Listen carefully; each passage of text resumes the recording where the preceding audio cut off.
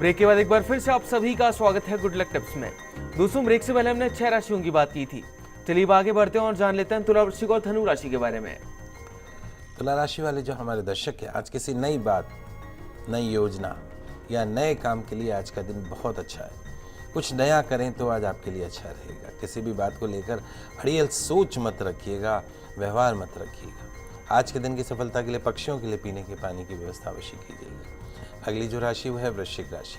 वृश्चिक राशि वाले जो हमारे दर्शक हैं, आज आप कोई ऐसी योजना मत बनाइएगा जो कि कम समय में ज़्यादा फायदा देने वाली हो। ऑफिस में आज आप जो भी बात करें वो पूरी तरीके से तथ्यों के ऊपर आधारित होनी चाहिए। अपना अनुमान या अपनी इमोशंस आप उसमें मत जोड़िएगा। आज के दिन की सफलता के लिए पितरों की तस्वीर के समक्ष शुद्ध देशी घी का दीपक अवश्य जलाइएगा। अगली जो राशि वो है धनु राशि। धनु राशि वाले जो हमारे दर्शक हैं, आज आपके नेचर में थोड़ी सी एग्रेसिवनेस आ सकती है, लिहाजा जो भी बात मन में आए उसे तुरंत कहने से बचिएगा। मनमानी बातें कहकर आप अपने लिए आज समस्या पैदा कर सकते हैं। आज के दिन की सफलता के लिए घर से दही खाकर निकलिएगा। पंडित जी, अंतिम 3 राशियों की तरफ बढ़ने से पहले एक दर्शक हमारे साथ जुड़ गए हैं। सिंघाना से राजेंद्र जी हैं। इनकी जन्म की तारीख है 25/7/1960। उनके जन्म का समय है सुबह का 6:15 का। राजेंद्र जी, आपका बहुत बहुत स्वागत है हमारे शो में। पूछिए, आप क्या पूछना चाहते हैं पंडित जी से? पंडित जी, जय श्री कृष्णा। जय श्री कृष्णा। पंडित जी, ऐसा है कि आपने कुछ बताया था, वो तो काम मैंने किया है, उसमें कुछ और मैं जानना चाहता हूँ।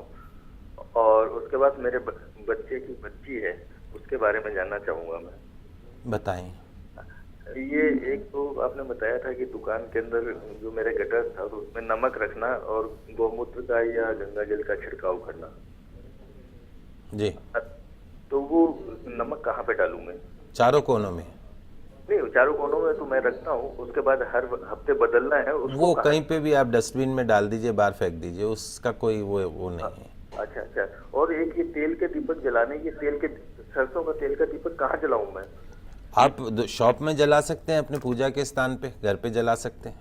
हनुमान जी के सामने, ये सबके सामने जला सकता हूँ? बिल्कुल बिल्कुल बिल्कुल, कोई दिक्कत नहीं है? कोई दिक्कत। बालाजी के मंदिर में मैंने जानकारी पूछी थी, तो बालाजी के मंदिर के मैंने बोले कि तेल का दीपक तो नहीं जलता है। अब वो आप मेरी बात को मानो ना आप। अच्छा, ठीक है ठीक है ठीक है सर। मैं जो आपको कह रहा हूँ कुछ सोच समझ के कह रहा हूँ। तो जैसा है राजेंद्र जी कि 10 मुँह 10 बातें वाली चीज़ें मत करा करिए। मैंने जो आपको बताया उसको एज इट इज़ फॉलो कर लीजिए। एक आपका अश्लेषा नक्षत्र का जन्म है, वो उसका भी देख लीजिएगा कि उसकी पूजा आपको करवानी, यदि वो पूजा नहीं हुई हो, क्योंकि आपका गणमूल नक्षत्र का जन्म है। और एक नियम मान लीजिए, व्यापार में यदि सफलता प्राप्त करनी है सभी व्यापारियों के लिए, एक तांबे के कलश में जल भर लें। सुबह स्नान करके पूजा करते वक्त तांबे के कलश में जल भर लें। उसमें थोड़ा सा इत्र डाल दीजिए, थोड़े हरे मूंग, थोड़ा हल्दी पाउडर, थोड़ा सा कुमकुम, ये सब डाल के जैसे सूर्य भगवान को अर्घ प्रदान करते हैं वैसे गणेश जी भगवान को अर्घ प्रदान करना। ओम गणपते नमः, ओम गणपते नमः। तो जब हम इस तरीके से अर्घ प्रदान करते हैं और फिर उसके बाद काम पे निकलते हैं तो निश्चित तौर पे पूरा दिन जो है वो लाभ हमारे साथ बना रहता है। पंडित जी, के लिए एक और दर्शक हमारे साथ जुड़ गई हैं। अनु जी हैं अजमेर से, जो कि अपने पुत्र के बारे में जानना चाहती हैं। उनके पुत्र की जन्म की तारीख है 2/6/1988। उनके जन्म का समय है शाम का 5:31 का। अनु जी, आपका बहुत बहुत स्वागत है हमारे शो में। अपना सवाल पूछिए पंडित जी से। अनु जी, अपना सवाल पूछिए। जी पंडित, नमस्कार पंडित जी, प्रणाम। जय श्री कृष्णा बेटा। जय श्री कृष्णा जी। इसके लव मैरिज करना चाहता है। क्या करना चाहता है? लव मैरिज करना चाहता है, इसलिए पूछ रही थी मैं कि इसके क्या है आगे। तो वो जो जिससे करना चाहता है लड़की, उसकी जन्म तारीख वगैरह है कुछ? जी हाँ, उसकी जन्म तारीख है 22 सितंबर। 22? 27 27 दिसंबर? सितंबर। जी हाँ। सन 89। और समय है रात 12:40। 12:46, 27 की रात है। 12:40 रात के। अच्छा, अभी क्या चाहता है इससे? लव मैरिज करना चाहता है, तो इसके कैसे रहेगा इसके साथ में, और इसके स्वास्थ्य के बारे में पूछना चाह रही थी। देखिए, इन दोनों की अगर हम कुंडली मिलान करते हैं तो गुण मिलते हैं 17। उसमें भी भ्रकुट दोष आता है और नाड़ी दोष आता है, वो भी मध्य नाड़ी दोष है। नाड़ी दोष का मतलब ये है कि या तो वंश वृद्धि नहीं होती या अबनॉर्मल बेबीज पैदा होते हैं जिनके नाड़ी दोष होता है। उसके अलावा भ्रकुट दोष भी एक बड़ा दोष माना जाता है। वैचारिक मतभेद होना, विवाह होना और विवाह के बाद में विवाह का सुख प्राप्त करना। दूसरी जो बात है वो ये बच्ची मांगलिक है और आपका जो बच्चा है वो नॉन मांगलिक है। मंगल शनि दोनों हैं, इसके कारण हमारे हिसाब से तो ये विवाह नहीं करना चाहिए, क्योंकि शास्त्र ये कहते हैं कि अगर लड़की मांगलिक हो, लड़का नॉन मांगलिक हो तो विवाह नहीं करना चाहिए, क्योंकि लड़की की जो मांगलिक ग्रह हैं वो लड़के के आयु के ऊपर, लड़के के कैरियर के ऊपर, सब के ऊपर भारी पड़ते हैं। रही बात इस बच्चे के स्वास्थ्य वगैरह की, तो वो कोई दिक्कत नहीं है। जन्म कुंडली इसकी अच्छी है, थोड़ा सा इसको समझाने का प्रयास कीजिए और एक बार इसके वजन के बराबर गुड़ का दान अवश्य करवा दीजिएगा गौशाला में, उससे काफ़ी फायदा होगा। चलिए दोस्तों, अभी के लिए आगे बढ़ते हैं और जानते हैं मकर, कुंभ और मीन राशि वाले जातकों के बारे में। मकर राशि वाले जो हमारे दर्शक है, आज कार्य की अधिकता आपको परेशान कर सकती है। कार्य पूर्ण होने पर फायदा तो आपको ही होगा। अपने आप में किसी भी तरह की यदि आज कोई बुरी लत है तो वो आदत छोड़ने के लिए कदम उठाने का आज सही समय है। आज के दिन की सफलता के लिए तुलसी सेवन करके घर से निकलेगा। अगली जो राशि वो है कुंभ राशि। आज कोई नया काम या चलते काम को ही किसी नए तरीके से करने की सोचिए, लेकिन जिस काम के नतीजे बहुत उलट फेर भरे हो, ऐसे काम को करने से बचिएगा। जो भी सपने हैं उनके बारे में थोड़ा सा पॉजिटिव वे से विचार कीजिएगा। आज के दिन की सफलता के लिए किसी ज़रूरतमंद को दवाइयों का दान अवश्य कीजिए।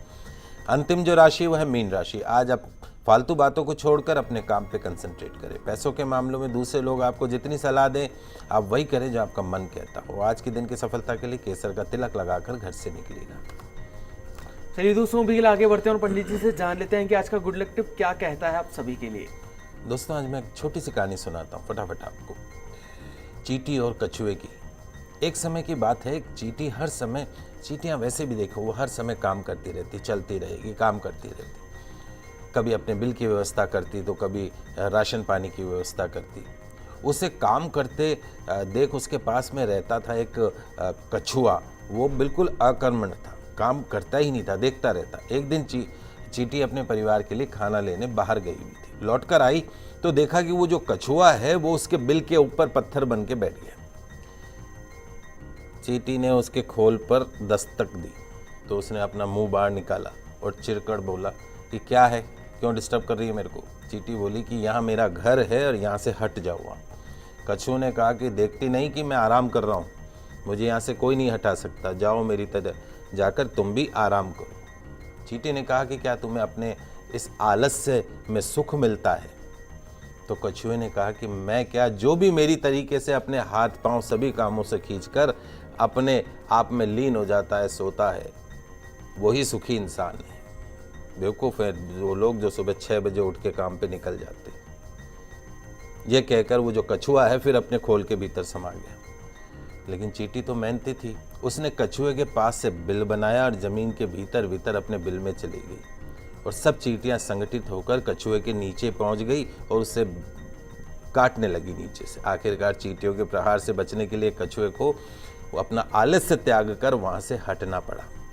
और चींटी आकर बोली कि अब बताओ तुम्हें सुख किस में मिला, चींटियों से कटते रहने में या अपने हाथ पांव हिलाकर वहाँ से हटने में? तो इस कथा का मर्म ये है कि संकट आने पर ही हम जागें और काम करें। इससे अच्छा है कि आज से ही आलस्य त्याग कर काम करने की आदत आज से ही डाल लें। इसमें ही असली सुख है। एग्जामिनेशन आ रहे हैं तो बच्चों लोगों आप ध्यान रखिएगा, आलस को त्याग दीजिए। ये दिन वापस नहीं आते हैं, मेहनत कीजिएगा, आलस मत कीजिए। तो दर्शकों, हम आशा करते हैं कि हमारे प्रोग्राम आपको काफी पसंद आया होगा। पंडित जी, हमारे स्टूडियो में आने के लिए, दर्शकों की समस्याओं का समाधान करने के लिए आपका बहुत बहुत शुक्रिया। आप सभी का आज का दिन मंगलमय हो, शुभ हो। जय श्री कृष्णा, जय माता की जय श्री।